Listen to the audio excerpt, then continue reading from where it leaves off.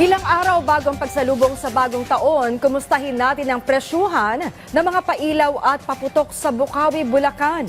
Yan ang ulat ni Isaiah Mirafuentes live. Isaiah?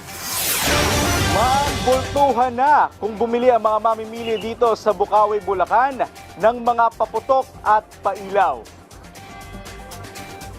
Galing pang Cavite si Marvy at halos 3 oras ang kanyang binyahe para makarating dito sa Bukawi, Bulacan. Bumili siya ng aerial fireworks na gagamitin ng kanyang pamilya sa bagong taon. Sinamahan na rin niya ng lusis para sa mga bata. Mantay naman namin sila tapos nilalagyan namin ng stick yung mga lusis para mas humaba, malayo sa mukha nila.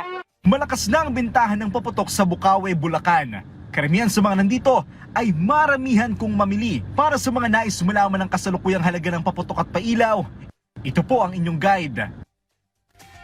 Simula nang pumasok ang Disyembre, lumakas ang bintahan ng paputok at naging mahigpit na rin ang Bukawi sa pagbabantay sa pagbibenta ng ipinagbabawal na paputok. Talagang hindi kami kumukuha kasi bawal talaga sa tindahan. Mapukuha na kami ng lisensya pagka meron kami ganong bawal. Pero ayon sa mga nagtitinda, mas malakas daw ang bintahan dito bago ang pandemya. Mahigpit na ipinatutupad dito ang no smoking and no testing policy upang maiwasan ang sunog. May mga nakalagay ring fire extinguisher sa bawat mga tindahan at may mga nakalagay ring malalaking drum ng tubig. Sa Bureau of Fire Protection, talagang nagpapaalala kami na legal man o illegal, kailangan talaga nating i-advise na dapat hindi na talaga tayo gagamit ng paputok.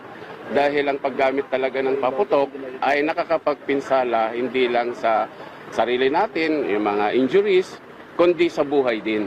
Nagpapatuloy rin sa information drive para iwas sunog ngayong bagong taon. Ito naman ay isang mode na pwede nating gawin sa napagpapaalala. So there are different, active na rin ang social media accounts ng Bureau of Fire Protection sa pagpaalala.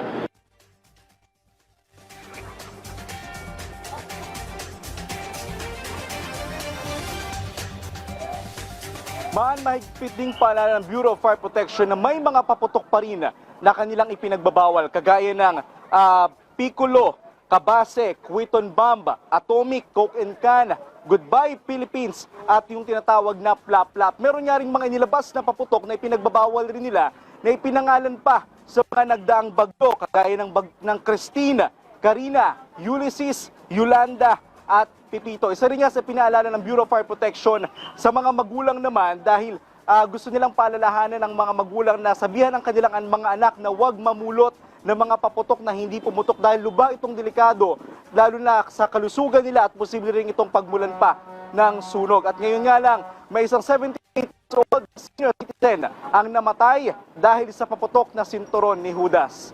At yun ang update mula dito sa Bukawi, Bulacan. Muna sa iyo, Maan. Maraming salamat sa iyo, Isaiah Mirafuentes.